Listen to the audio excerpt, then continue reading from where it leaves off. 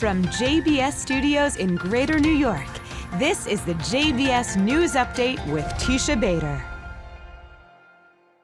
I'm Teisha Bader with the JBS News Update for Wednesday, May the 7th, 2025.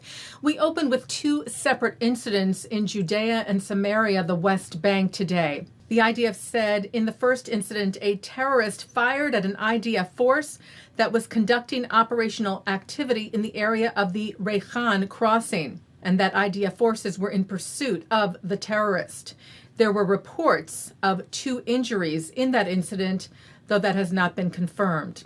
And in another incident, a terrorist arrived in a vehicle, the IDF said, in the Mount Hebron area and attempted to run over an IDF force that was in the area. He later abandoned his vehicle, attempted to stab a soldier, and was neutralized. Earlier today, the IDF said it eliminated 2 key terrorists in Lebanon, one of whom served as the head of operations for the Western Brigade of terror group Hamas in Lebanon and promoted terrorist attacks against the State of Israel.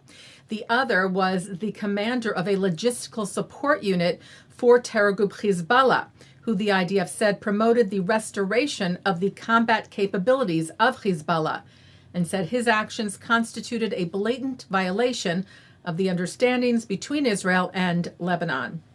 And the IDF today reportedly identified a ballistic missile launched from Yemen this morning that is said to have fallen outside of Israeli territory.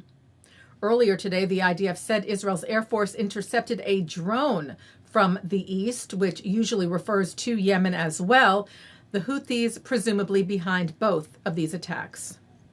U.S. President Donald Trump said yesterday that the Houthis don't want to fight anymore with the United States.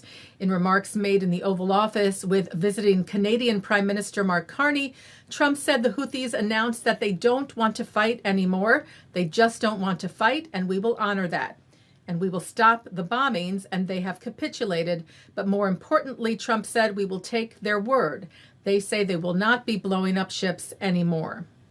The J7, the Large Communities Task Force Against Antisemitism, released its first report today on antisemitism during a special meeting in Berlin, looking at incidents targeting Jews in the 7 countries with the largest Jewish communities outside of Israel: Argentina, Australia, Canada, France, Germany, the United Kingdom, and the U.S., which it wrote have intensified since the October 7th Hamas massacre and continues. The report's release comes as the world, it noted, commemorates the 80th anniversary of the end of World War II. ADL Senior Vice President of International Affairs Marina Rosenberg said in Berlin today, "I'm struck by both history's weight and our community's resilience." She said since October the 7th, anti-Semitism has risen to unprecedented levels in societies where the majority of Jews live in the diaspora. In response to these findings, the J7 task force is calling on all countries to adopt and implement the global guidelines for countering anti-Semitism, which she said will help to support governments, institutions, and civil society partners in developing practical policies to ensure the safety, inclusion, and dignity of Jewish communities worldwide. Well, photos were released today giving a first look at Yuval Raphael's Eurovision performance. The Israeli singer, who is also a survivor of the October 7th Hamas massacre at the Nova Music Festival, took to the main stage in Basel for the first time to rehearse the song representing Israel, "A New Day Will Rise," the semifinals of which begin next week. Half of the countries will compete on Tuesday, May the 13th. The other half, including Israel, will compete on Thursday, May the 15th. The grand final is on Saturday, May the 17th. Raphael has said it is a great privilege to represent Israel on this world stage and to be a voice for the 59 hostages who remain held in Gaza now for 579 days.